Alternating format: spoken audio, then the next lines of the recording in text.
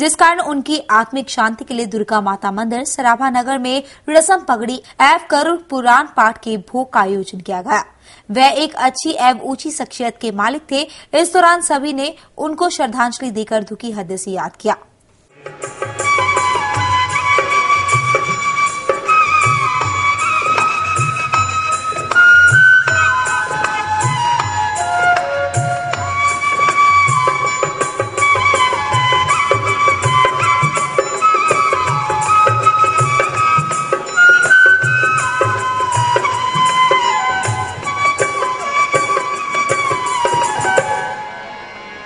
इन पैरों से चल कर तेरे द्वारे कभी ना आया, इन पैरों से चल कर तेरे द्वारे कभी ना आया। जहाँ जहाँ हो पूजा कभी नसीस झुकाया, जहाँ जहाँ हो पूजा तेरी कभी नसीस झुकाया। ए हरि हर, ए हरि हर,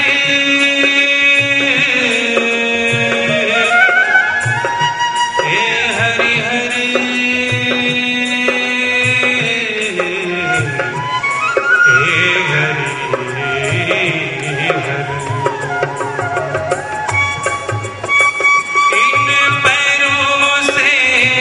चल कर तेरे द्वार कभी ना आया। जहाँ जहाँ हो पूजा तेरी कभी नसीस झुकाया। ए हरि हरि, ए हरि हरि मैं हार गई, क्या हार चढ़ाऊं मैली चादर ओढ़ के कैसे, मैली चादर ओढ़ के कैसे द्वारे तुम्हारे आऊं, मैली चादर ओढ़ के कैसे, मैली चादर ओढ़ के कैसे। क्योंकि गोस्वामी तुलसीदास जी ने रामायण में कहा कि बड़े भाग मानुष तन पावा, सुर दुर्लभ सद ग्रंथन गावा, साधन धाम मोक्ष करि द्वारा, पाए न जय परलोक संवारा। आपको पता होगा जैसे शास्त्रकार कहते हैं कि 84 लाख तरह के जीव इस संसार में विचरण करते हैं। आपको पता होगा, आप सब विद्वत लोग हैं, पढ़े लिखे लोग हैं।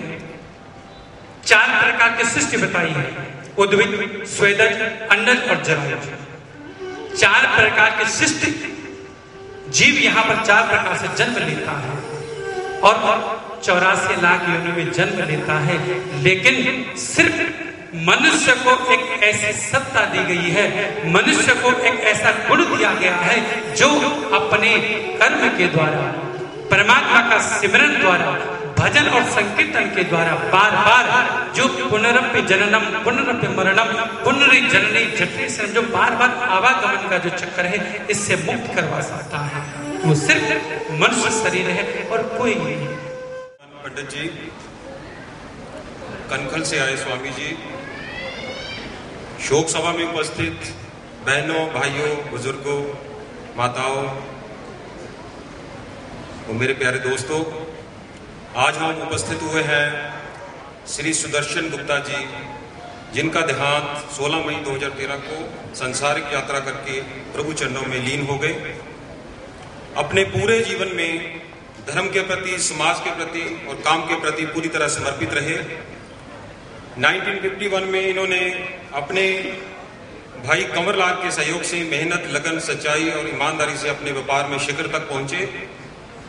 अपने परिवार, समाज, अपने बेटों राकेश गुप्ता, राजेश गुप्ता को धार्मिक कार्यों के लिए हमेशा प्रेरित करते थे।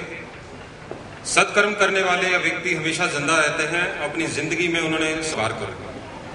श्री सुदर्शन गुप्ता जी बहुत नेक दिल, कर्मठ, कर्मयोगी, खुश मिजाज, गौ सेवक, जरूरतमंदों के मददगार, इरादे के पक्के, हर कार्य अनुशासन में करने वाले, दूरंदेशी, सच्चाई, सब्र और संतोष वाले व्यक्तित्व थे। वे अपने आप में ही एक इंस्टीट्यूशन थे। सफलता की बुलंदियों को छू लेने के बाद भी कभी मन में अहम की भावना नहीं आई। हमेशा अपने परिवार को धर्म और सेवा के रास्ते पर चलने की प्रेरणा देते थे। उनके ऐसे व्यक्तित्व के कारण ही अनेक लोगों के पूजनीय और प्रेरणा स्रोत बन गए। स्वर्गीय सुदर्शन गुप्ता जी प्रतिदिन दंडी स्वामी मंदिर जाते थे, हर मंगलवार हनुमान मंदिर जी जाते थे और हर महीने गौ माता की सेवा करना उनके जीवन का एक आवश्यक अंग बन गया था। जब गुप्ता जी हॉस्पिटल में एडमिट थे तो उन्होंने अपने बेटे राकेश और राजेश को कहा कि आप गौधाम जाके गौ की सेवा कीजिए, उनको चारा डालिए और उनसे प्रार्थना कीजिए मेरे स्वास्थ्य की। उनसे बेनती करें कि मुझे स्वास्थ्य दान दें। अगर माता तुझे लगता है कि मेरे सांस कम है तो मुझे मुक्ति दे दे शांति से। उन्होंने ये बोला और उनके कहने से दोनों बेटे गोधाम गए, गौ की सेवा की। जब हॉस्पिटल में आए तो उन्होंने बड़े शांति से अंतिम सांस ली। कुछ देर पहले उन्होंने अपने पूरे परिवार के लिए प्यार भरा संदेश लिखा था और उन्होंने अपने बेटों को एडवाइस किया कि ये जो मेरा संदेश है सभी मेरे परिवार मेंबरों को कुरियर द्वारा जरूर भेजा जाए, और इन्होंने किया भी।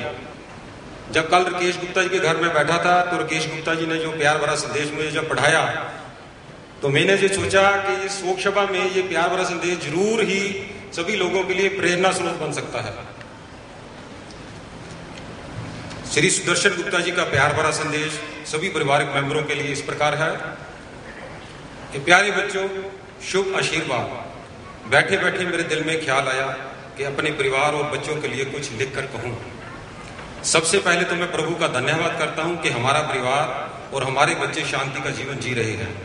अगर हम अपना पुराना समय याद करें तो मेरे भाई कंवरलाल और मैंने मिलकर बहुत ही मेहनत और लगन से अपने पूरे परिवार के पालन पोषण की जिम्मेदारी उठाई और अपना घर परिवार चलाने की कोशिश की। प्रभु का बहुत ही आशीर्वाद रहा। हम आगे ही आगे बढ़ते रहे। धन संपत्ति के साथ साथ शहर में भाईचारे में और दोस्त मित्रों में हमारे परिवार की बहुत इज्जत बढ़ी और आज तक भी बढ़ रही है। आज हमारे हर बच्चे के पास रहने के लिए बढ़िया घर, काम करने के लिए अपनी अपनी जगह है और सभी सुख सुविधाएं हैं। मेरे मन को पूर्ण संतुष्टि है। मेरी सेनापति बड़ा आश्चर्यचकित हुआ। उसने कहा कि महाराज इसका थोड़ा लॉजिक बताएं मुझे, क्या है ये बड़ी अजीबोगरीब आपकी जो इच्छाएं हैं। तो सिकंदर आजम ने कहा कि जो मेरी पहली इच्छा है उसका लॉजिक ये है, जब मेरा अंतिम समय आया तो जो मेरे बेस्ट से बेस्ट डॉक्टर हैं, बेस्ट से बेस्ट हकीम हैं, वो मुझे बचा नहीं सकते। ये तो अटल है। ये लोगों को एहसास होना चाहिए कि मौत तो अटल है, ये तो आनी है। दूसरी जो मेरी इच्छा है, जो मैंने धरती पर कमाया है, धरती पर ही रह जाना है, किसी के साथ जाने वाला नहीं। तीसरी जो इच्छा है, अर्थी के बाहर मेरे हाथ निकाल दिए जाए। तो मैं तो खाली हाथ ही आया था, खाली हाथ ही मैंने जाना है। ये मैं संदेश देके जा रहा हूँ। ये सिकंदर आजम ने कहा था। और हमारे लुधियाना के ही साहिर लुधियानवी, उन्होंने भी मौत के बारे में बड़ी अच्छी बात कही थी कि आया था नंगे बदन इस जहां में, चला भी नंगे बदन। सोचता हूं इस 2 गज के टुकड़े के लिए इतना सफर किया। काफी संस्थाओं से शोक संदेश आए हैं और काफी वक्ताओं के नाम भी आए थे, पर समय की कमी के कारण हम किसी को वक्त नहीं दे सकते। हम आपके बहुत ही आभारी हैं कि आप यहाँ पर आए।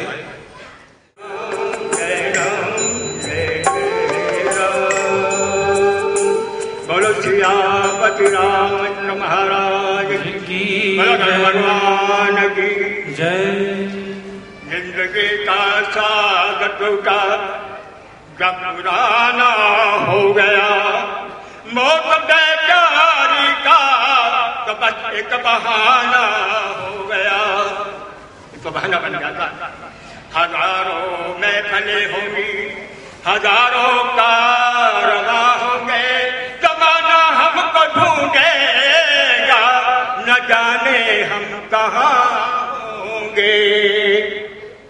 35 साल से परिवार में जुड़ा हुआ।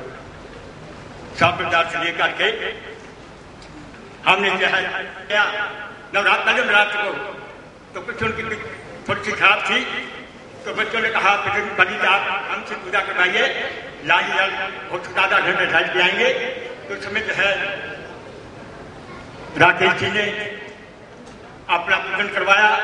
बाद में लाला जी भी आ गए और आकर के कुछ बार बैठ के स्वास्थ्य खराब था, इसलिए बैठ करके आशीर्वाद बच्चों को दिया। बड़ा सम्मान करते थे, बड़े योग्य बच्चे थे, ये ब्राह्मण विशेष का सम्मान करते थे। तो उनके लिए है ये कथा रखी गई है, इसका समापन है। तो इसके 16 अध्याय है। पहले 5 अध्यायों में शिव कैसे नरकों को भोगता अपने कर्मों के द्वारा, उसके बाद उस इंसान का जन्म कैसे माता जन्म से होता है, उसके बाद आगे विपरीत है कर्म जो है, मृत्यु का बाद का कर्म जो है उसका शब्द है वर्णन किया गया। कितना सुनने के बाद, शब्द सुनने के बाद भगवान व्यक्त करते हैं गलत जो इस कथा को श्रद्धा प्रेम से सुन लेता है तो उसकी सब मनोकामनाएं पूर्ण हो जाती है। और ये जो ज्ञान है ब्राह्मण विद्या को प्राप्त करता है और जो वैश्य है, क्षत्रिय है, किसी को प्राप्त करता है, ऐसे है बलवान होता है और जो है पाप को छूट जाता है। थोड़ा धर्म इस प्रकार बंद किया है तो सब प्रकार आगे में जा करके सब है आगे में जा करके उन्हें सब है खोल दिया है। क्या होता है, कैसे नहीं होता है, कैसे जाता है, कैसे जाता है, आना जाने से चलता रहता है, फिर तो मिलता नहीं है। क्योंकि जब तक ब्रह्म की प्राप्ति होती है तब तक जीव आना जाना लगा रहता है। जगदीश हरे तुम पूर्ण परमात्मा, तुम अंतर्यामी, तुम जगदीश्वर, तुम सबके स्वामी। ओम जगदीश हरे तुम करुणा के सागर, तुम पालन करता स्वामी करता।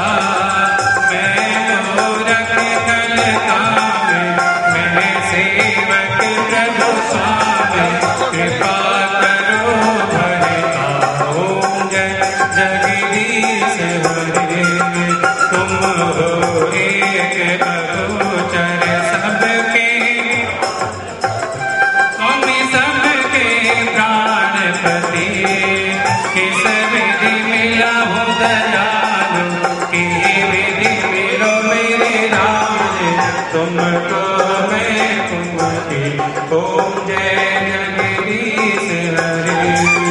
दीन बंधु दुख हरता ठाकुर तुम मेरे स्वामी।